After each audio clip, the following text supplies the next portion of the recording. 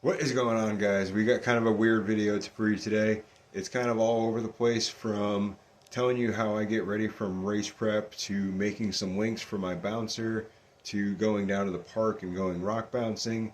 There's also a little bit of race prep, as in getting the hills ready.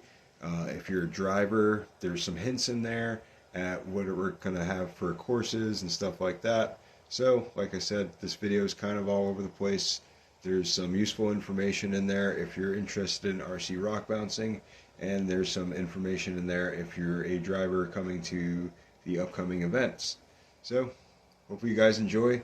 I know it's kind of a longer one. I didn't plan on it being this long, but hopefully you guys enjoy the longer video. Alright guys, later, and enjoy.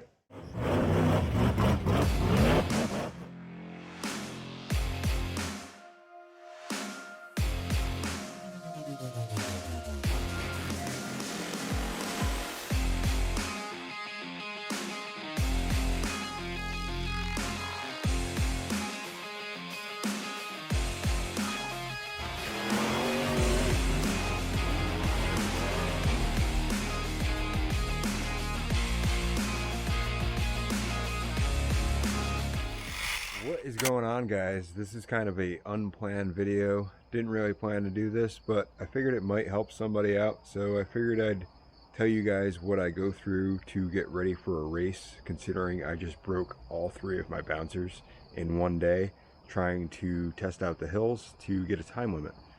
Course 4 is really hard. It puts two of the hardest hills, well, yeah, two of the hardest hills in the park into one course. So yeah, I have not made it yet. Broke both rigs. Screaming Blue broke a rear axle shaft. Blue Dream broke a link, so those are custom links, so I have to make a new one. Cockroach broke the drive shaft in between the transfer case and the transmission, and that is also a custom piece. Custom drive shaft made by Sam, so I had to make one. I already made that. I'm in the middle of making a link, so I figured I'd bring you guys in and show you guys what I'm going through to get ready for a race.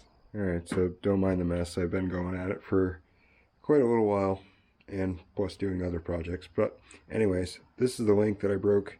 There are links that I made, and one of them was just loose, as in this my rod end was actually loose, so there was play in between there.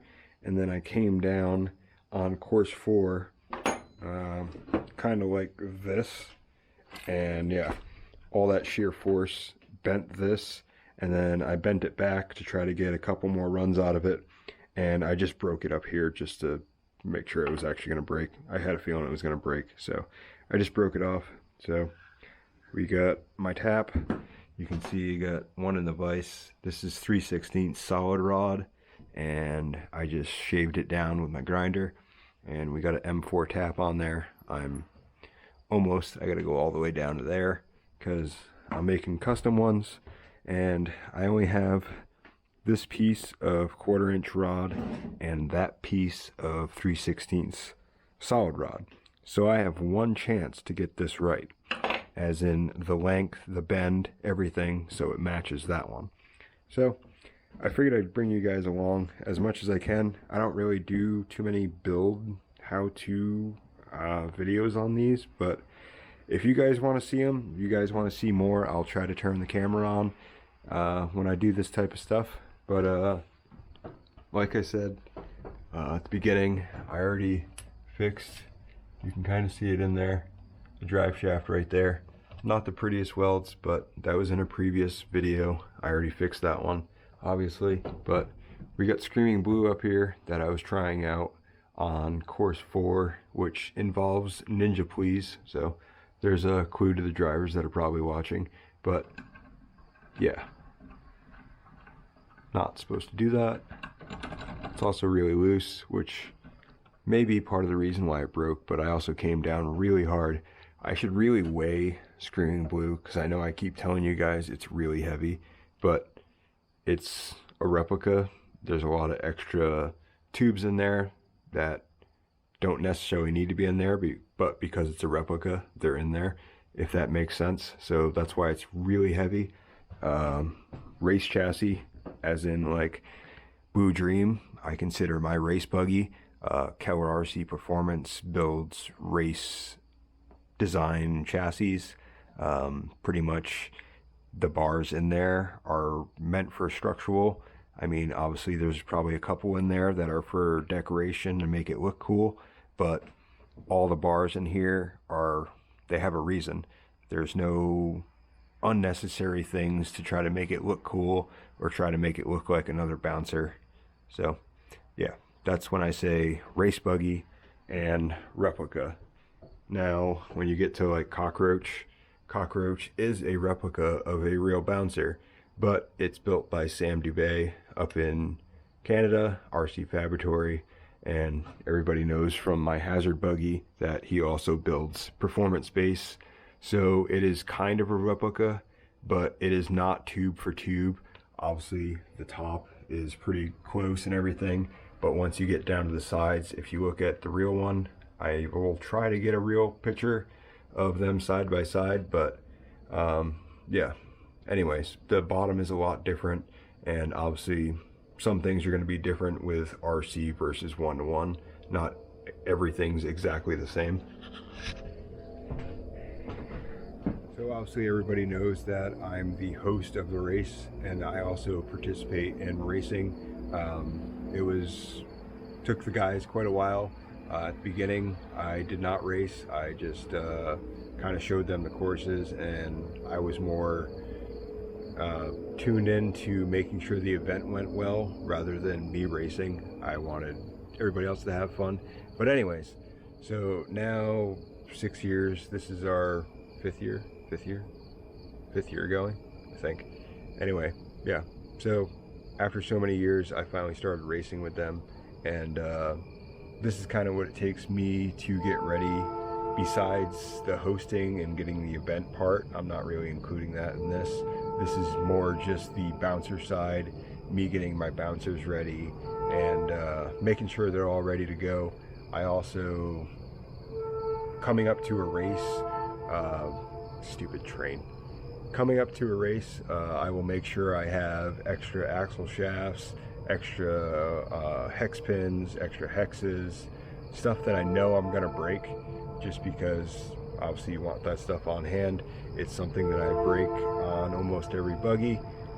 It's bound to happen in rock bouncing, so that's definitely some stuff I keep on hand coming into a race.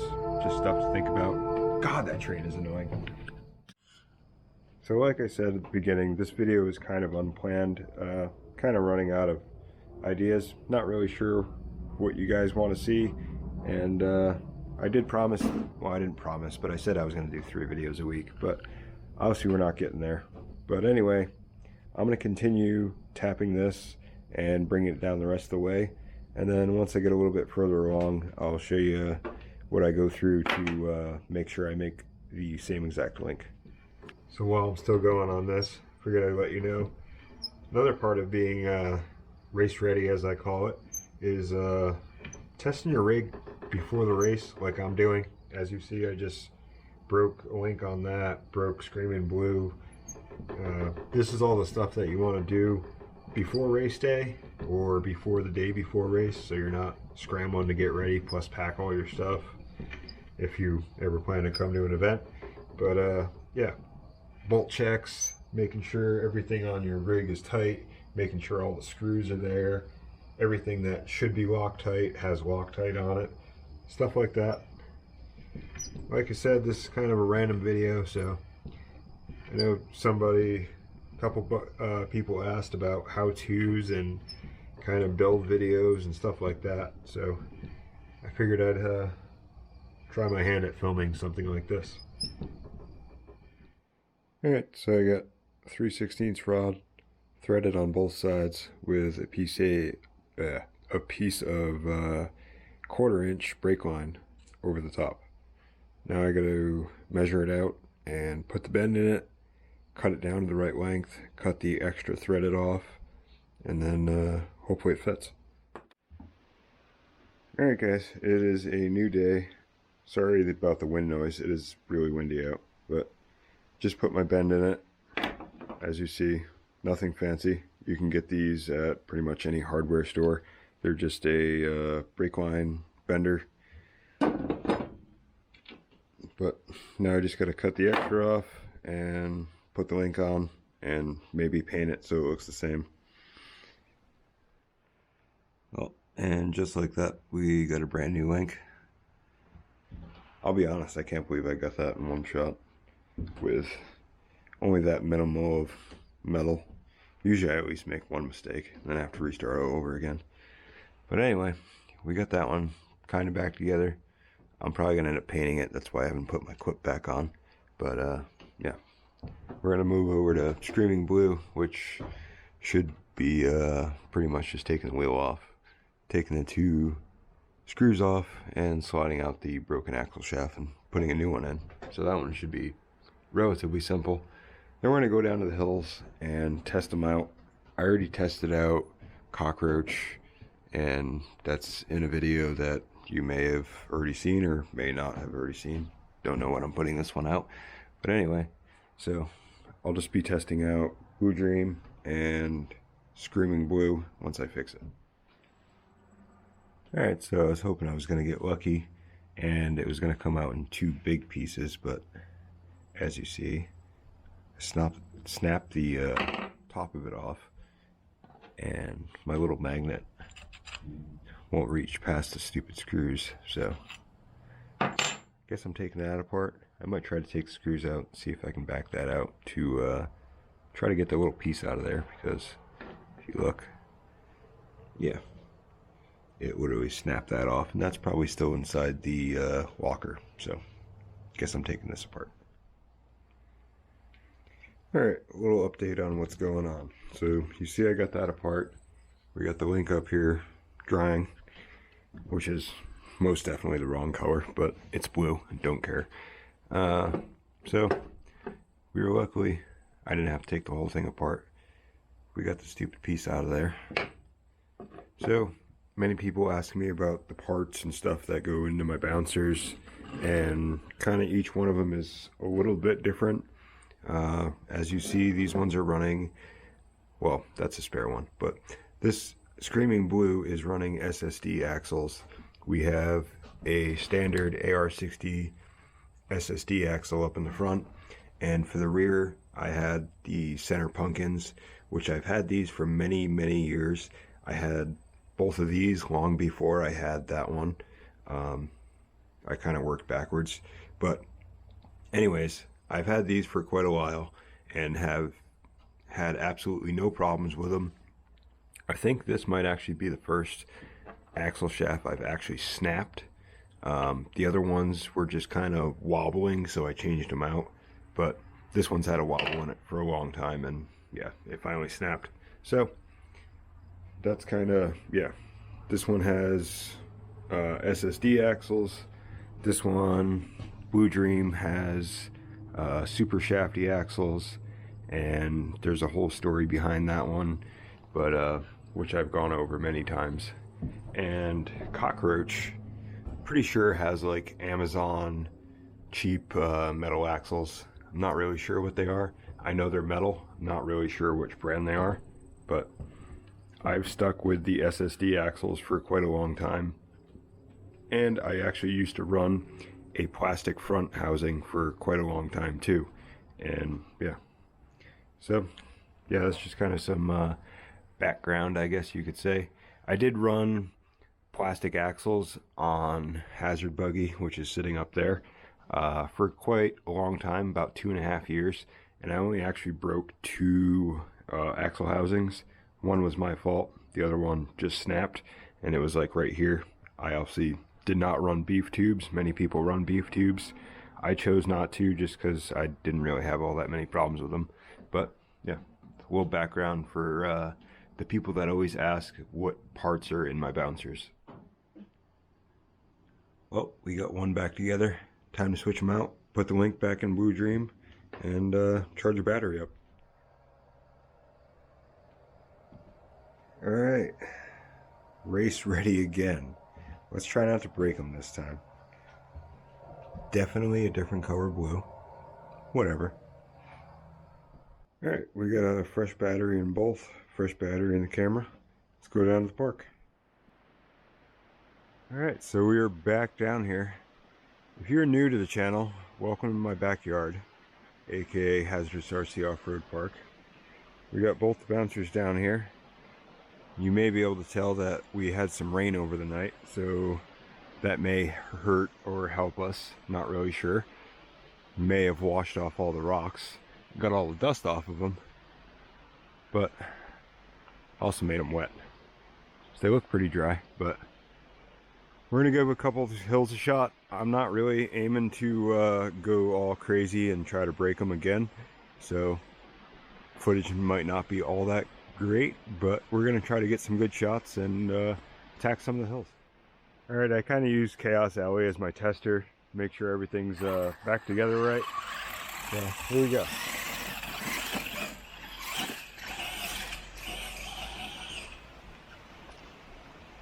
So Screaming Blue, I can pretty much stay on it the whole way up, just because it doesn't have all that much wheel speed.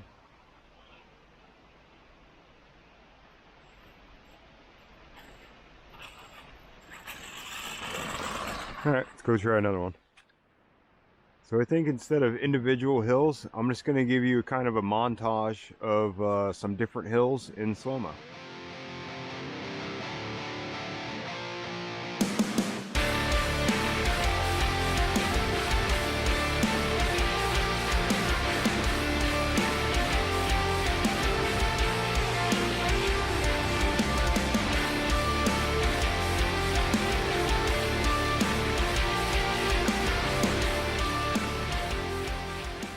Well, I got a little sidetracked. The Hill Ninja and me took over, and yeah, finals next week. So I got a little distracted, noticed some things that I wanted to change before the upcoming race. So that's what I did. I know I said I wasn't going to touch You Can't Park there, but I want everybody to be able to get up that part of the hill so they can make it to the rest of the course, because the rest of the course is actually the harder part. And had a couple guys come over and just play, and they were playing with crawlers, and yeah, that got super duper dug out really bad. So I changed it up a little bit. I also changed up here. Yeah, I know, I got super distracted. So yeah, new combinations for courses, so cut out a little bit, that way we can have some of that action, giving away hints to different parts of courses. Pretty sure I said it already, but we're pretty much using, well, we are using every hill except for Miner's Revenge. And yeah, that's pretty much it. We're using a little bit of Main Mountain. We're not using the whole hill, but we're using part of it. All right, I'm gonna get you guys some action of Blue Dream, and then probably end this video out so I can edit it and put it out today.